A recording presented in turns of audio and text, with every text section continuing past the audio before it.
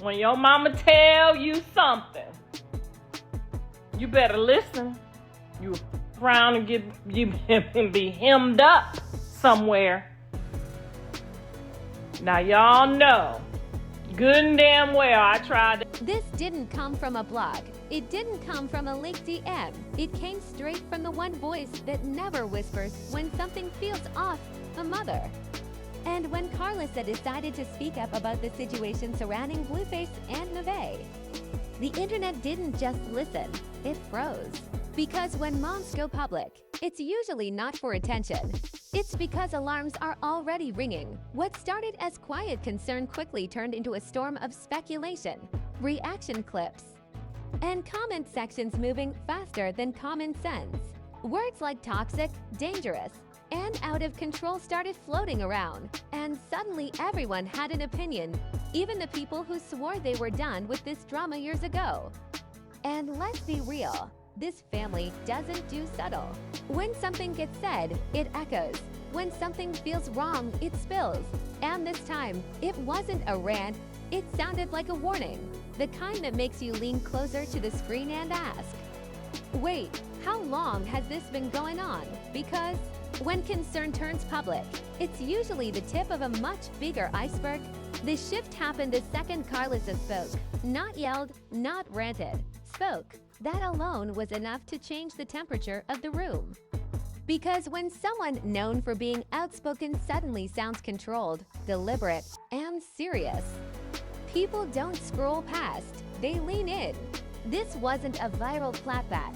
This wasn't a messy live stream meant to trend for 20 minutes. This felt like something that had been sitting on her chest for a long time, finally coming up for air. And the internet clocked it immediately. Karlissa didn't come armed with accusations wrapped in insults. She didn't slap labels on anyone. She did something far more unsettling. She raised concerns. The kind of concerns that don't explode right away but instead crawl under people's skin. Because concerns invite questions, and questions don't stop once they start rolling. The first wave of reactions was confusion. People ask, what triggered this? Why now? Why speak publicly? And those questions made sense until people started rewinding the timeline. Because once you rewind far enough, things stop looking random and start looking patterned. Old clips resurfaced. Old posts were re-examined. Moments that once felt like background noise suddenly sounded louder when replayed with fresh context. For months, there had been whispers, not accusations, just discomfort, subtle tension in interactions, exchanges that felt heavier than playful. Moments where energy didn't match the smiles on screen.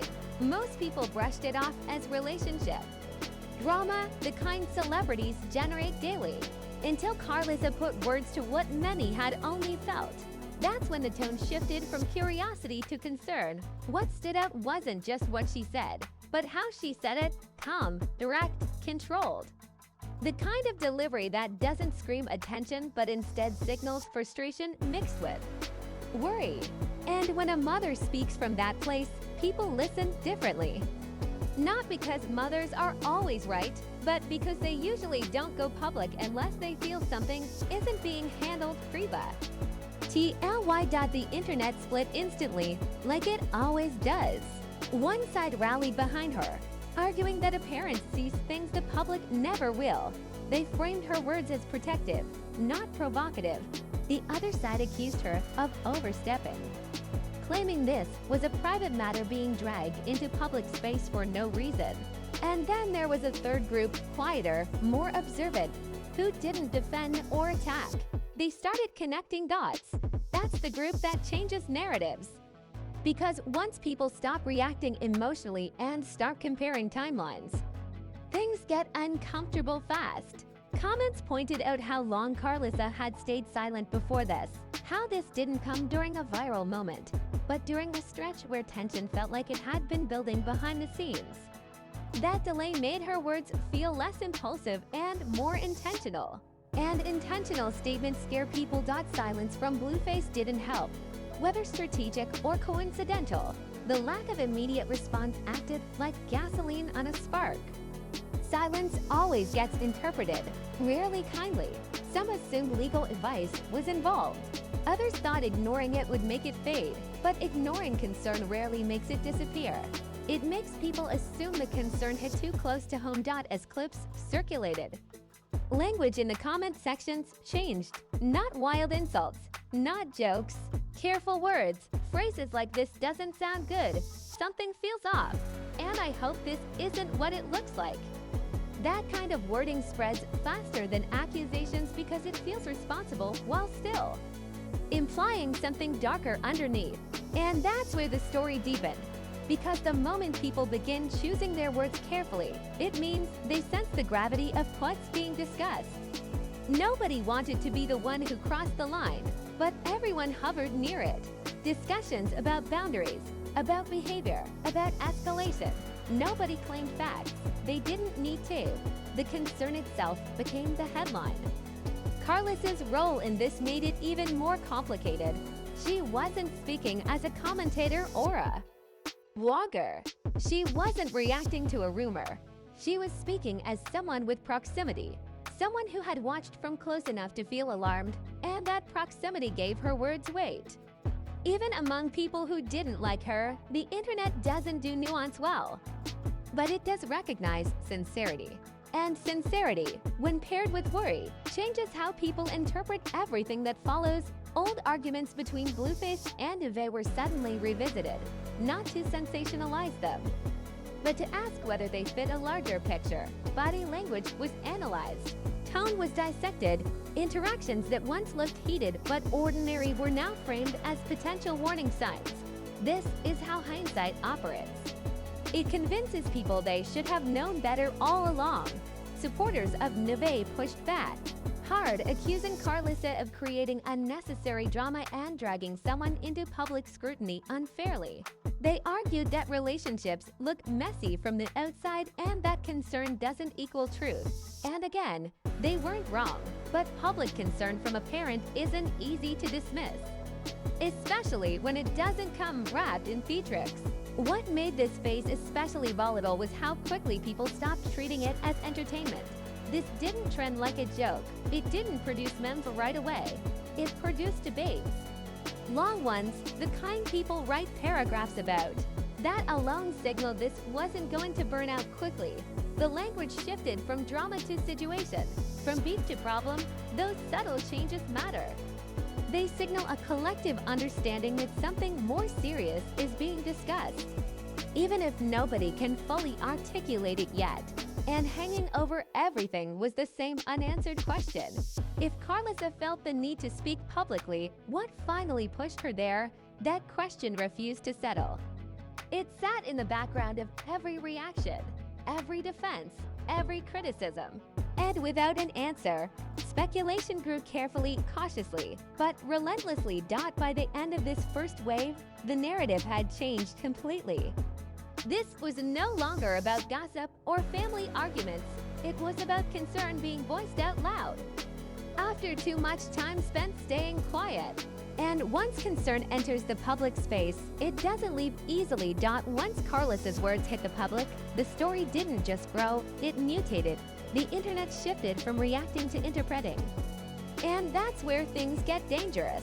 Because interpretation doesn't need facts, it needs vibes, timing, and a few strategically clipped videos within hours. The conversation stopped asking what was said and started asking what it meant and meaning is. Where chaos lives rent-free. Reaction videos flooded timelines, but not the usual loud, jokey kind. These were slower, serious faces, lower voices. The kind of delivery creators use when they want to sound responsible while still pulling in. Views, titles lean into phrases like "this feels different" and "listen carefully," which is influencer code for "something's wrong but I can't say it outright." That alone told audiences this wasn't a throwaway moment. Then the clip edits started circulating, short snippets, pauses emphasized, sentences cut mid-thought, the internet's favorite magic trick. Karlissa's calm delivery was replayed again and again, not because it was explosive, but because it felt controlled. And controlled concern unsettles people more than yelling ever could. It suggested deliberation. It suggested restraint. It suggested this wasn't impulse. It was accumulation. Comment sections became think tanks disguised as arguments. Some people praised her for speaking up, saying silence only protects the wrong things. Others accused her of airing family issues publicly, claiming it would only make things worse. But both sides agreed on one thing. Even if they wouldn't say it directly, this didn't feel like random drama. The memes tried to break through, they always do. But they didn't land. Attempts at humor were shut down almost immediately with comments like "this isn't funny" and "read the room." When the internet starts policing its own tone, you know the vibe has shifted. Chaos merchants backed off, not out of morality, but because the audience wasn't in the mood to laugh. What replaced humor was analysis. People started breaking down interactions between Blueface and Nevaeh with forensic level. Attention, not to accuse, but to question. Body language slowed down, tone dissected, ordinary relationship friction reframed as potential escalation. Nobody made direct claims that would cross lines, but implication did the heavy lifting. Phrases like "this doesn't look healthy" and "this seems volatile" spread faster than any accusation ever could, and then came the silence. Blueface didn't respond immediately. Nevaeh didn't rush to clarify. No long captions, no defensive. Lives, just absence, and absence online is never neutral. It invites imagination. Some assumed legal advice was involved. Others believed they were choosing to ignore the noise until it died down. But ignoring concern rarely works. It just makes people assume the concern hit something sensitive. Influencers with proximity weighed in carefully. Not naming names, not picking sides, just vague posts about protecting peace and boundaries. And those posts, while neutral on the surface, only added fuel, because timing is everything. When people post about peace right after a controversy breaks, the internet treats it like confirmation, not coincidence. The public outrage didn't explode all at once. It simmered, slow burn, the kind that creeps into everyday conversation. Not trending outrage, persistent discomfort. Fans started arguing with each other more than with critics. Defenders became defensive. Critics became cautious. Everyone chose their words like they were stepping through glass. What really escalated things was the language shift. The word concerns started being replaced with pattern. And pattern is a scary word. Pattern implies repetition. Pattern suggests inevitability. And once a situation is framed as a pattern, people stop treating it like a one-off and start treating it like a warning sign. Old clips resurface with captions like "watch this again" and "this hits different now." That phrase alone does damage. It rewrites history without changing the footage. It convinces viewers that what they're seeing always meant more. They just didn't notice at the time. Supporters pushed back, arguing that relationships are messy, especially under public pressure. They reminded everyone that online speculation can distort reality, and they were right. But rightness doesn't stop momentum. It just slows it enough for the story to take a darker shape. Then came the armchair psychology. People started diagnosing dynamics without credentials, talking about control, about escalation, about cycles, not claiming facts, just recognizing signs. That framing felt responsible on the surface, but it carried weight. Because signs don't need proof, they just need familiarity. And familiarity breeds belief. What made this phase especially volatile was that nobody wanted to be the villain. Everyone framed their takes as concern, as care, as protection. And when everyone claims moral ground, no one backs down. The conversation stopped being about Karlissa's statement and became about what people felt it revealed. Behind the scenes, industry chatter grew louder, quiet conversations. People asking each other if they'd seen the clips, if they'd heard anything, if this was something to be careful around. That kind of whisper network doesn't show up online, but it changes behavior fast. And behavior did change. Likes disappeared, interactions cooled, people stopped tagging, not dramatically, subtly. The kind of shift you only notice if you're paying attention. And the internet was paying attention. The tension peaked when people realized something crucial. This wasn't being shut down. No denials, no clarifications. No, this was taken out of context. Just time passing and time. In controversies like this, either heals or hardens perception. In this case, it hardened. By the end of this phase, the narrative had fully evolved. This was no longer about one woman speaking out. It was about what happens when concern goes public and isn't immediately contradicted. When silence leaves room for imagination. When the internet collectively decides something feels off, even if it can't fully explain why, everyone could feel the pressure building. Because once a story reaches this point, it doesn't just fade. When the conversation finally stopped racing and started sitting, that's when the real fallout began. Not the loud kind, the quiet kind, the kind that changes how people move, who they stand next to, and what they're willing to defend publicly.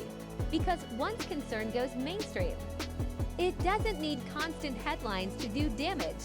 It just needs memory. The first consequence was perception, not cancellation, not mass outrage, a recalibration.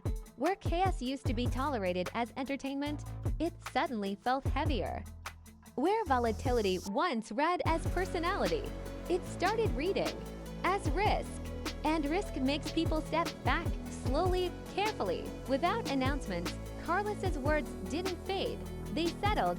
And once concern settles into public consciousness, it becomes a filter. Everything afterward passes through it. Every post, every interaction, every silence. Audiences didn't need new information to stay uneasy. They just needed the feeling that something hadn't been resolved. Blueface's silence, once strategic, became a story of its own. Silence works when people already trust the narrative. When trust is shaky, silence feels like avoidance. It invites interpretation. It turns patience into suspicion. And suspicion doesn't trend loudly, it sticks. Nevaeh's presence online was read differently too. Normal posts were scrutinized. Neutral captions were parsed. Body language became a language. The internet pretended to speak fluently. It wasn't fair, but it was inevitable. Once a spotlight shifts from entertainment to concern, it never returns to neutral. Behind the scenes, relationships adjusted. Some people closed ranks, others widened distance. Not dramatically, subtly, invitations slowed, collaborations paused. The kind of changes you don't notice until months later, when momentum doesn't feel the same, because association, in moments like this, becomes a calculation. The internet didn't demand punishment. It demanded clarity. And when clarity didn't arrive, it filled the gap with expectation. Expectation that something would eventually surface. A statement, a boundary, a change in behavior. Because once a story reaches this stage, audiences don't want noise, they want resolution. What made this aftermath especially potent was how little anyone needed to say. No dramatic rebuttals, no messy lives, just time doing its quiet work, time reshaping narratives, time turning allegations into concerns, into patterns in the minds of viewers who may never admit. That shift out loud. Media coverage followed suit. Less sensational phrasing, more careful language. Articles framed the situation as ongoing rather than explosive. That alone signaled a change. When coverage moves from hype to caution, it means editors sense liability, not just legal. But REPUTATO and AL. Fans split, but not cleanly. Supporters became protective, urging patience and privacy. Critics became restrained, choosing implication over accusation. Neutral observers grew uneasy, unsure where to land but unwilling to ignore the discomfort. That kind of fractured response is far more damaging than a single wave of outrage. Because it doesn't burn out, it lingers. And then came the REFRAMING. Past. Moments were rewatched through a new lens, not because new facts emerged, but because context changed. What once felt like ordinary tension now felt loaded. What once looked like noise now felt like signal. This is how hindsight rewrites memory. Not by changing events, but by changing interpretation. The most telling consequence was fatigue. Emotional exhaustion set in. People stopped arguing because arguing required certainty. Instead, they watched quietly, waiting for something, anything, that felt grounding. And when audiences wait instead of react, it means the story has entered a holding pattern that can break either way. For Karlissa, the response was mixed but undeniable. Some praised her courage, others criticized her timing. But even critics acknowledged one thing: speaking out shifted the conversation. It forced attention where silence had allowed ambiguity. Whether people liked it or not, the warning had been issued. The internet learned a familiar lesson it never truly absorbs: family dynamics don't resolve cleanly in public. They spill, they echo, they complicate everything around them. And once concern is voiced, it can't be unvoiced. It becomes part of the story's DNA. What didn't happen mattered just as much as what did. There was no sweeping denial, no definitive statement closing the book, no viral apology tour. That absence left the narrative open-ended, a cliffhanger without a timestamp. And open-ended stories are the ones that resurface when least expected. Months from now, a clip will circulate again. Someone will say, "Remember when Karlissa spoke out?" And the cycle will restart, quieter, sharper, more informed by everything that followed. Because the internet never forgets unresolved tension. It archives it. This wasn't a moment designed for spectacle. It was a moment that demanded seriousness. And seriousness changes the rules. It reduces tolerance. It narrows margins for error. It raises the cost of impulsive behavior. Not because audiences suddenly became moral, but because fear rewires attention. In the end, this chapter didn't end with a bang. It ended with a pause, a recalibration, a sense that the ground had shifted under everyone involved. And that shift is the consequence most people underestimate: the loss of casualness, the loss of easy laughs, the loss of benefit of the doubt. Because once concern replaces entertainment, everything after that carries weight.